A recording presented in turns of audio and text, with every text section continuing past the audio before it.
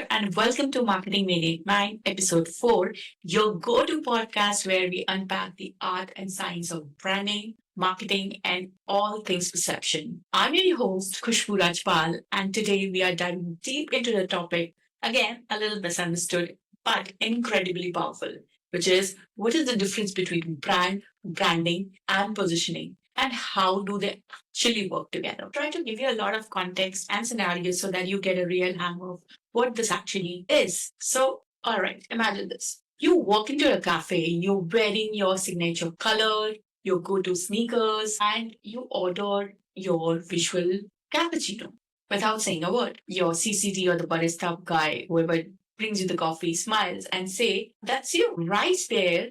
Without a logo, without a tagline, without a business card, you become a brand. That vibe you leave behind, that's not by chance. It's earned. And today, we are cracking opening the holy trinity of marketing: brand, branding, and positioning. And trust me, there's a little drama in this trial. So let's talk about this. So, what is brand really? A brand isn't your logo, as I've talked earlier.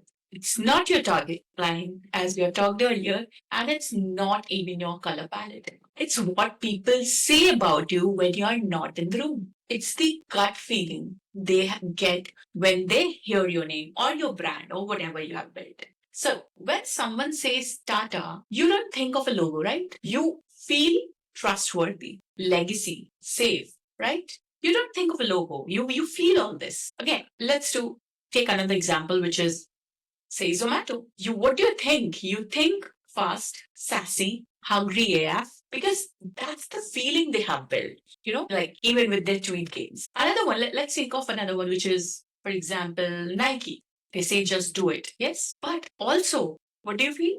Power, grit, high performance energy. Not because they told you, but because they showed up like that over and over again. So I think the brand is equals to the emotional residue you leave behind.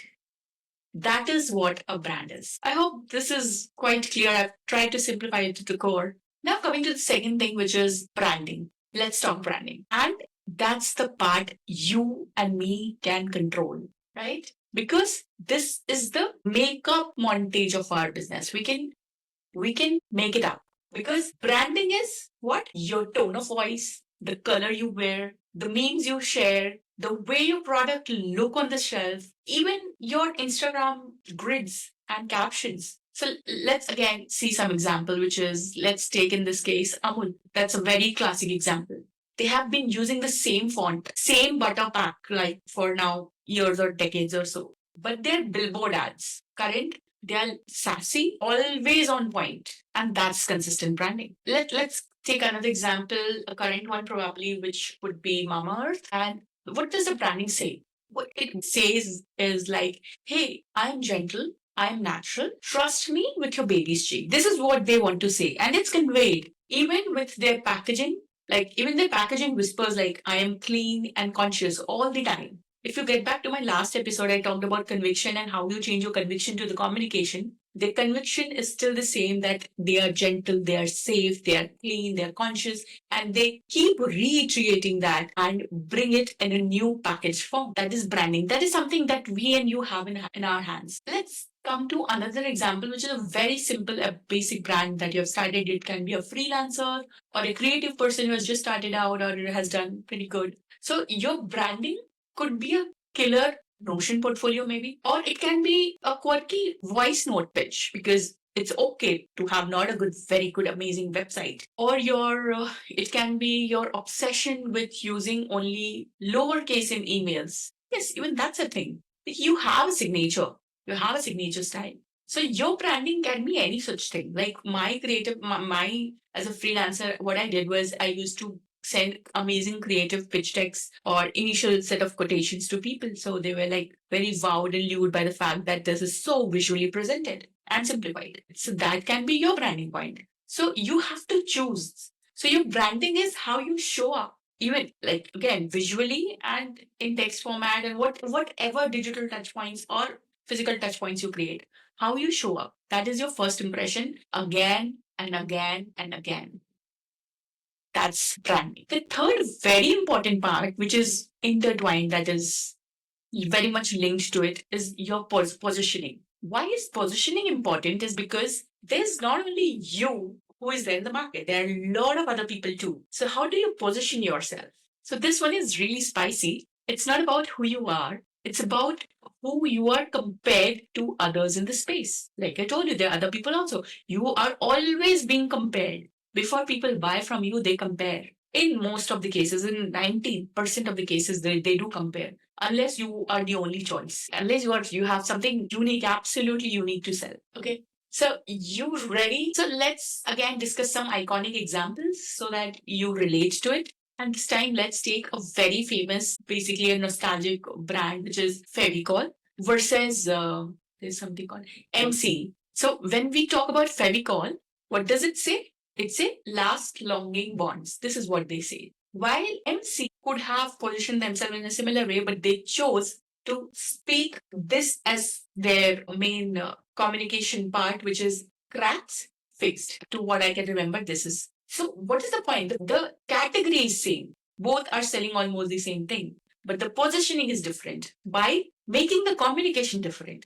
So that is that you fit yourself into this market, right? Again, a very good example is Paperboard, a very good inspiration that has done that's really a case study in itself.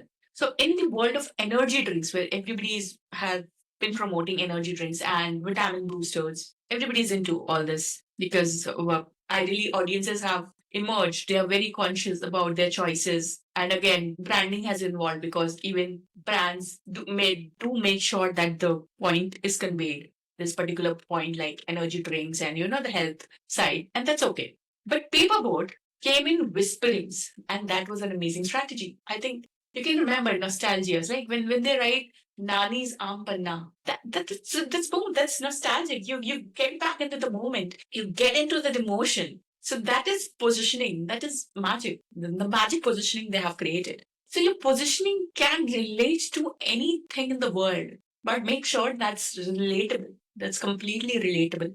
Okay. The third example, let's take Apple. Apple, yeah. Let's take. So if you remember, Apple, I am Mac ads. I am a Mac ad. So they didn't say we are a cool tech. They said we are the creative rebel. So just the choices of words make a huge impact. You have to think what you're speaking. So when you say we're a cool tech, you're like any other people who is trying to create something.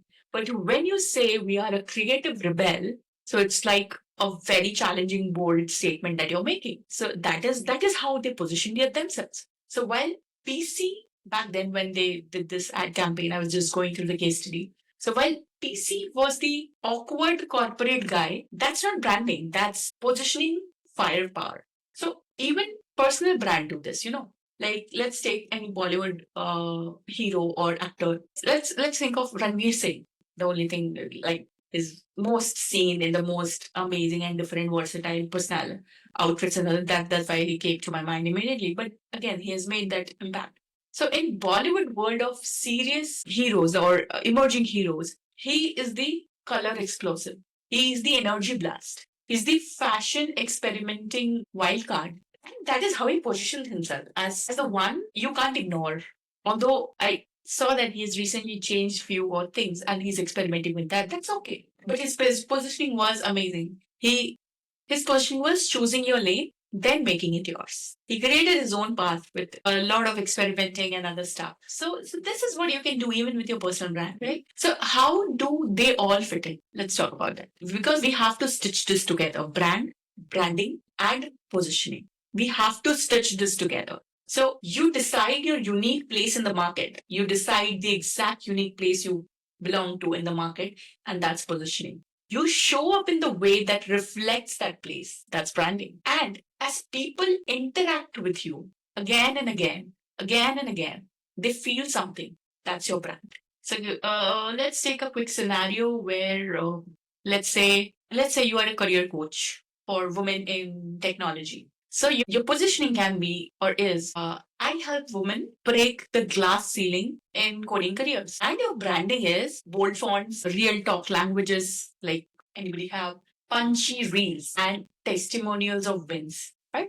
and your brand becomes empowering, no BS, and a game changer. That's not an accident. That's strategy plus consistency. You do it, you do it, you do it. You know your positioning, you know your branding, and you know your brand. So that's strategy and consistency. And you have to stitch it all together. That is how it works. So the next time you're building a business or a personal brand, remember, don't just look good, don't just sound good, stand for something. Because logos fade, fonts evolve, and how you make people feel that's what sticks with them. Now go out there and brand like you mean it. Drop in the comments your favorite example of positioning or tell me how you want your brand to feel. Let's vibe in the comment together.